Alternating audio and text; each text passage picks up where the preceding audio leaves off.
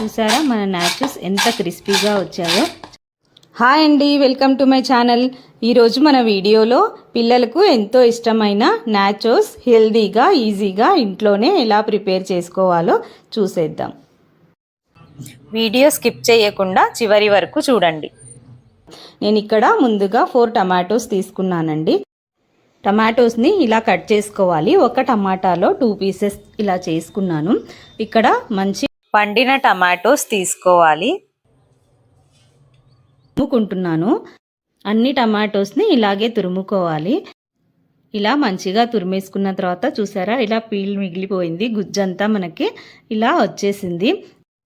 మనకు గింజలు అవి లేకుండా ఓన్లీ టమాటో జ్యూస్ రావాలంటే వడగట్టేసుకుందాం.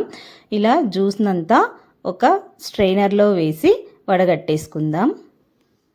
మీరు కావాలంటే మిక్సీ కూడా యూజ్ చేయొచ్చండి. మిక్సింగ్ జార్లో వేసి గ్రైండ్ కూడా చేసుకోవచ్చు. చూసారా, నాకు అంతా వడగట్టేస్తే ఇలా మంచిగా టమాటో జ్యూస్ వచ్చేసింది. ఇందులో నేను 1 స్పూన్ సాల్ట్, 1/4 స్పూన్ పసుపు, 1 స్పూన్ పెప్పర్ పౌడర్, 1 కప్పు గోధుమ పిండి యాడ్ చేసుకుని కలుపుకుంటున్నాను. ఫస్ట్ 1 కప్పు పిండి యాడ్ చేసుకుని కలుపుకుందాం. మనకు పిండి పలుచగా అనిపిస్తే ఇంకా కాస్త పిండి యాడ్ చేసుకుంటూ కలుపుకోవాలి. ఇది చపాతీ పిండిలాగా సాఫ్ట్గా ఉండకూడదండి, కాస్త గట్టిగానే కలుపుకోవాలి. కలుపుకున్న తర్వాత ఇలా 1 స్పూన్ ఆయిల్ వేసుకొని మళ్ళీ ఒక 2 మినిట్స్ బాగా కలిపేసి ఒక లిడ్ పెట్టేసి మనం 10 మినిట్స్ ఉంచేద్దాం. 10 మినిట్స్ తర్వాత మళ్ళీ ఇంకొకసారి పిండిని మంచిగా కలుపుకుందాం.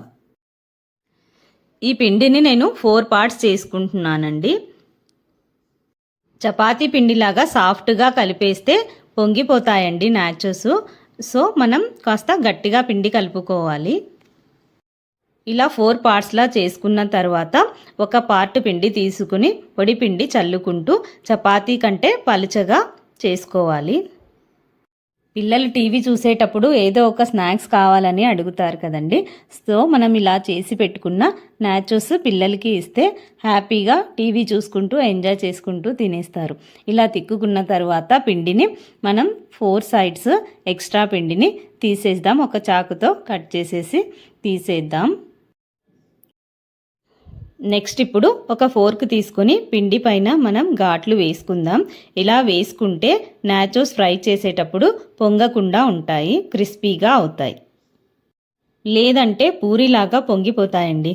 ఇలా కట్ చేసుకున్న పిండిని మళ్ళీ మనం మనకు కావాల్సిన సైజులో ఇలా కట్ చేసుకోవాలి. ఇలా కట్ చేసుకున్న తర్వాత మనం నాచోస్ షేప్లో ఇప్పుడు కట్ చేసుకుందాం.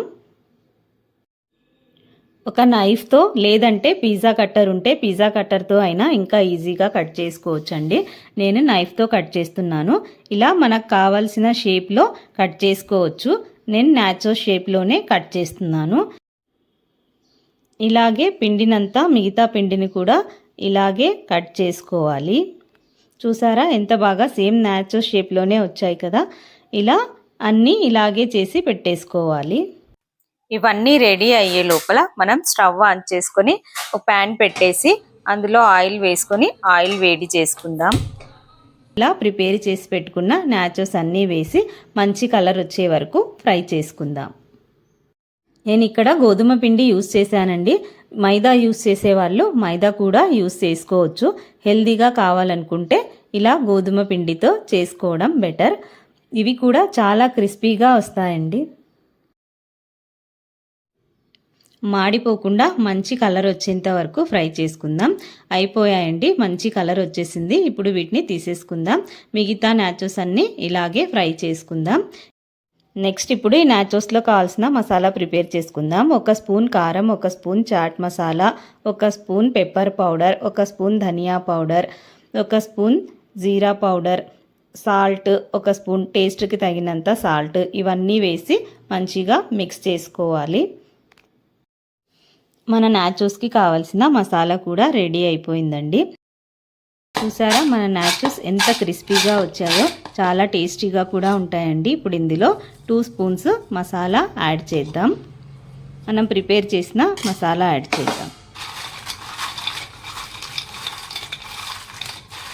చాలా క్రిస్పీగా వచ్చాయండి. టేస్ట్ కూడా చాలా బాగుంటుంది. మీరు కూడా తప్పకుండా ట్రై చేయండి. మీకు ఎలా వచ్చాయో కామెంట్ చేయండి.